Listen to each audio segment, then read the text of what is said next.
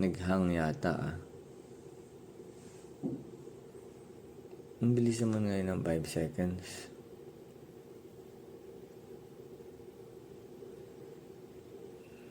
Pagka naman gagamitin mo, balik mo sa 90 seconds. Diba?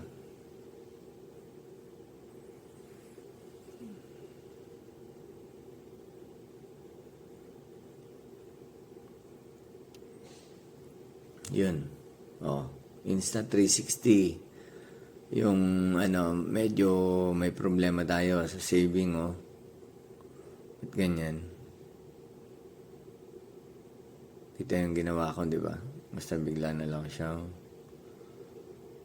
Tagal.